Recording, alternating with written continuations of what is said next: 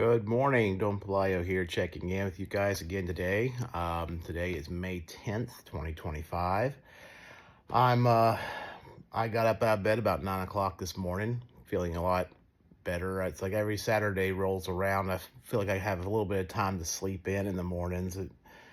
It helps. It kind of after during the work week, I just get the feeling kind of worn out. I think a lot of us can relate to that. But so Saturday morning, I do try to sleep in some. 9 o'clock is sleeping in for me, by the way. I'm usually up by about 4 or 5, and I to be honest, I was up this early again this morning, but then I went back to bed. So, um, I am, I'm ready to go out, get my day started a little bit. Got my goals to hit. I'm going to be doing a trip down to Florida the second week of June, so I've got to put some money aside for that. And I think we're all tired of running in the hamster wheel. I think we're. I saw a post that someone else had put on Facebook about how the younger generation is feeling. It's just that the researchers are having a hard time understanding why young people are so unhappy these days, and it's pretty easy to understand when you look around. I think it all started with social media. I think social media kind of kicked that off. But now you've got the cost of living frustrations for people. It's like it seems about impossible for young people to be able to afford a home one day when home prices are averaging almost $500,000, for a house. It becomes a little bit of an obstacle trying to buy a house.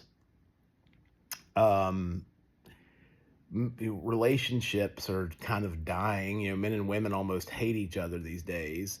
Um, there's just kind of this unspoken rivalry between the two. Um, I don't know. I think young people are really worried about their futures, and I just don't see the government's going to have to make some big social or structural changes. And some of what Trump is doing right now, I think he's trying to do some of that. He's trying to reverse some of the effects of globalism. Most of us that are older can remember when we had manufacturing jobs here in the United States, when we actually made things here, and we remember when NAFTA was created, and when China joined the World Trade Organization, and then the NAFTA was created, and all of our jobs up and left. All these factories closed, shuttered here in the United States, and it wasn't good for America. I'm sorry. Some people will say, "Oh, well, but America benefited from it." Well, not really. Did we really? Did we really? I mean, why? If we benefited from it, why is everybody so miserable today? you know. Um, I think there's I think it's a direct result of those problems, but that's been part of the reason why. Um, as for men and women, I think a lot of that's social media. I think social media has done a lot of damage for relationships between men and women. I've had my own struggles with relationships. I've been married twice, but gone through 2 divorces. Never really felt like any of these women cared that much about me. I'm 48 years old, and I'll tell people I'm 48 years old. I've never really had a woman that was genuinely in love with me. I've never experienced that. I've never had someone really seem to care that much. So it's kind of like, when you realize that nobody really cares, it's like, what's the point? Why am I even doing this? I don't even understand why I would want to be married. If none of them care, it's like, what's the point to it? I don't feel like I have any reason to be married anymore. It's like I used to feel, I was really naive when I was younger, and I thought that I would find someone that genuinely cared for me, that genuinely wanted to be with me, and I felt the same towards her. The feeling should go both ways. It shouldn't be a one-sided thing. And I've found girls that I felt that way about, that I really, had feelings for at one time, but I just never saw any of that reciprocated at all. I just never felt like they did that much. So I was just kind of one option out of many, and I think that's the way a lot of guys feel these days. We don't really see that any of these women really care about us. They're happy to just move on to some other person that they barely even know, you know. So I can understand why young people are upset. I get it. I get it. Um, I think people, especially, now that the world's a little bit more closer in terms of communication, with technology and all, young people talk to their counterparts in other countries in Europe and then the Europeans, their lifestyle is different. The lifestyle, I used to live in Europe. I lived in Spain for a couple of years. And, our economy, you can make more money here in the United States, but that doesn't necessarily mean that you're happier, you know. I would have to say that the average European probably is happier than the average American these days. Um, in Europe, number one, they do have universal health care, which has its trade-offs. I mean, it gets paid for out of taxes, so the taxes are a lot higher in Europe than they are here. Um, so you can, that same money that they're paying in taxes, they could be paying for health insurance, but instead of paying for health insurance, they just pay taxes. Uh, there's a question that, in terms of quality of health care, your standard health care is better, or at least is just as good as here in the United States. Where the real difference is in terms of medical research and things like that. The United States does a lot better with that sort of thing, finding new cures, inventing new medicines, new treatments, that sort of thing. There's nobody in Europe that really competes with us on that. Um,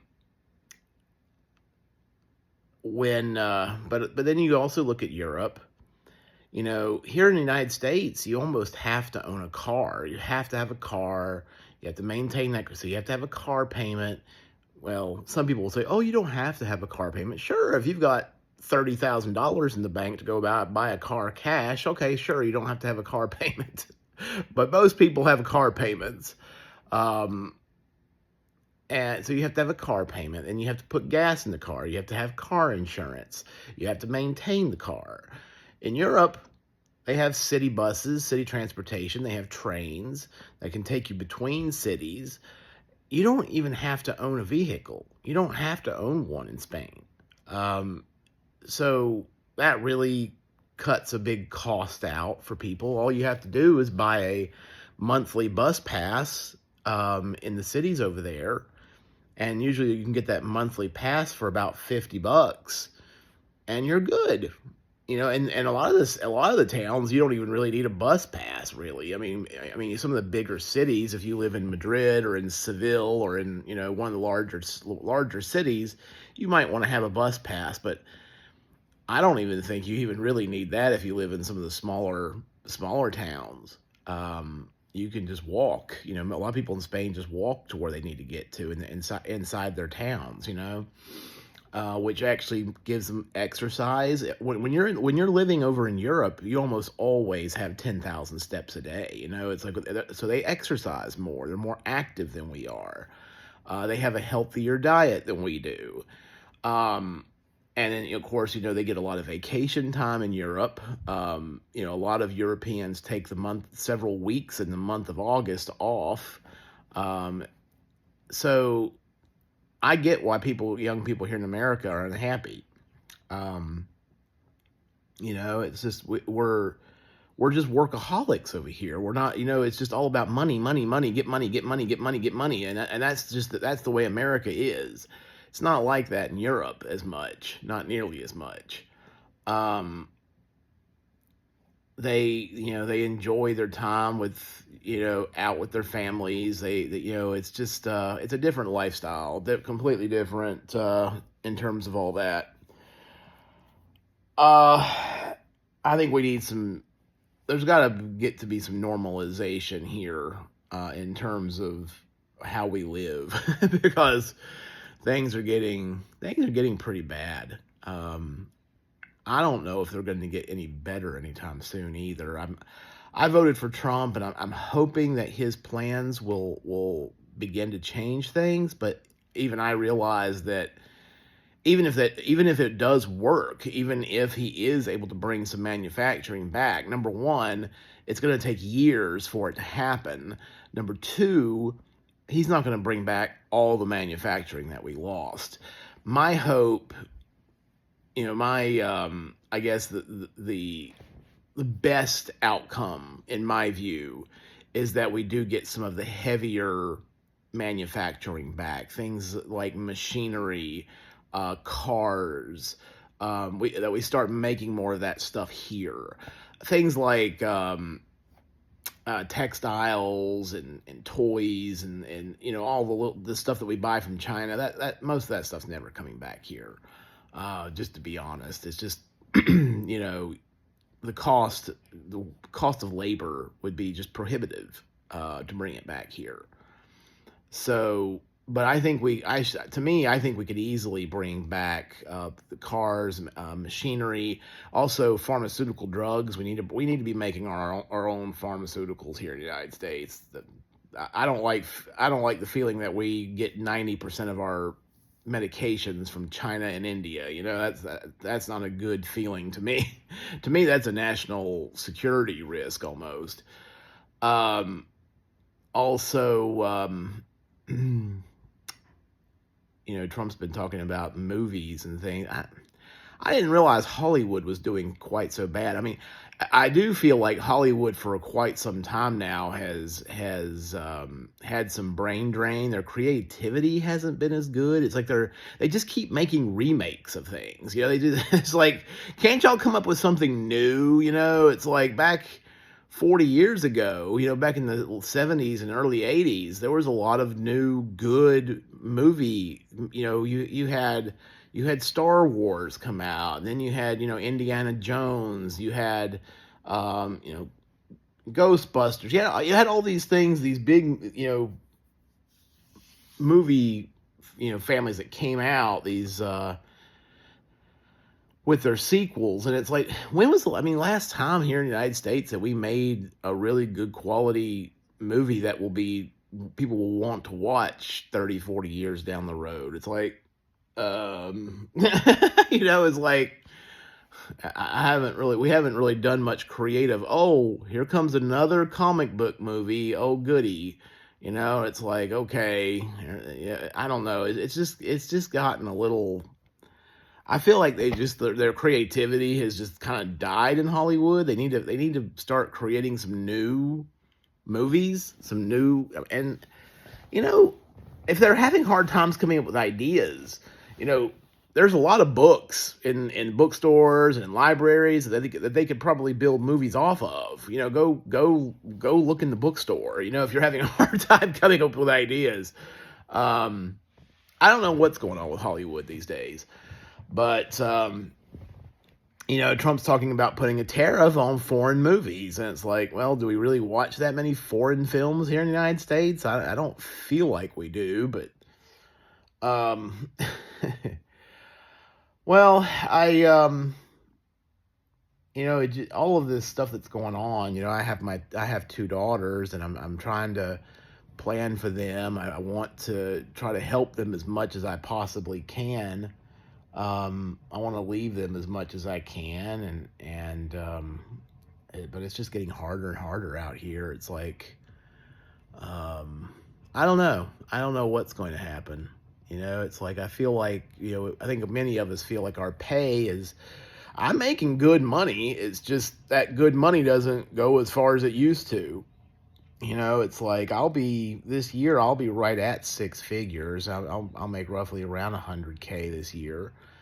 And, it's like, that used to mean something in the United States. Today, it's like, it goes pretty fast, especially when you have child support payments, when you pay a ton of taxes, when when you're doing all your retirement investments, and you're paying for life insurance. I mean, all these little expenses that I've got. It goes quick. It goes real quick. So, but anyway, I'm hoping that I can kind of turn that around and start building more savings. That's kind of my goal right now, is just to really be plugging away and I'm getting some debts paid off too. Those are starting to come off. I just paid one off at the end of April. And once this next one is paid off, I'm kind of doing the debt snowball where it's rolling over on top of each other. Once I pay this next one off, I'll have a good bit of disposable income in my cash flow. And unfortunately, I think about half of it's probably going to go to my student loan payment, because we have to start repaying those too. They don't have that in Europe. They don't. Most Europeans don't have student loan payments either. So, gosh, it's like we really need to try to, like, I've always kind of, the left wants to make us like Europe. Well, I've always felt like the left wanted to make the United States like Europe, and it's like, well, in some ways I can understand that. It's like, I mean, when you look at, the student loan problem we've got, when you look at the healthcare situation, I'm starting to come around to their position on those issues. Now, me and Democrats and social issues, we're light years apart. I'm never going to agree with the Democrats on all this, on all the social stuff that they do. But I think that's why I think the Democrats really need to drop all that stuff, and they need to focus on their economic message. I think the Democratic Party would do a lot better if they just focused on their economic message. Quit defending illegal immigration. I mean, it's like, I don't have any bad feelings towards migrants here, but it's like we have to have legal immigration in the country. We need to have an orderly immigration system. We can't just have this free-for-all that we've had for decades, since at least the 90s. We've had this free-for-all going on at the border. It's like we can't keep doing that. So that needs to get fixed. The United States does need immigrant labor, but it's just we need it to be orderly, and we need to know who is coming into our country. We need to stop the flow of narcotics and drugs and all of that. There's a number of problems that need to be resolved with all of that. But anyway, so I'm a little concerned about the way things are economically here in the United States right now. I think at some point we may have to do some restructuring in terms of both the cost of post-secondary education as well as healthcare. I am kind of starting to come around to the left side when it comes to universal healthcare. It's like America has always been this country where we've always been. It's about the individual. It's very individualistic here in the United States. It's like you are responsible for creating your life. It's not for the government to do it for you. It's not the government. Most of America has always been kind of wanted a smaller government, and that's generally been the way it has been. But some of these problems are really starting to become apparent. In terms of, the cost of healthcare and the cost of college. And, it's like it's hard to see a good answer for it, except these other systems where it's paid for out of taxes. Now, our government spending is already so massive in the United States, and there's part of me that's very leery about giving the government any more financial responsibilities, since they can't really handle the ones they already have. So I don't know. That part of things makes me a little bit nervous, because our government can't handle the money they already get. They've proven that with flying stars, that they don't have a clue what they're doing in terms of the budgeting. So that's a problem. I don't know if giving them added responsibility in terms of healthcare and cost of college is going to help that. So we're a mess here in the United States. We're just a mess. I don't know. I don't know what's going to happen. Anyway, I'm going to get up, and I'm doing laundry right now. I have a load going in the washing machine right now. I'm going to put it over in the dryer. I think it's getting ready to stop. So anyway, you guys have a great weekend. Tomorrow is Mother's Day. Don't forget about your mothers. Also, if you feel so inclined, please shoot a dollar or two over to my Cash App. Fight the decline. We got to stop this decline somehow here in the United States. We've been, it's like we've really been sliding for a while now. A lot of it's self-inflicted. We need to turn that around. It just it helps encourage me to keep producing content, putting things out here for you guys. So also give me a like, subscribe. I think I've got 3 subscribers right now, so it's the channel's just in its fledgling status, but I need to be putting out videos every day. I've had a hard time doing that because I'm so busy working and doing other things, but I will put out content as I can, and you guys keep looking for my videos, and I look forward to talking to you again soon.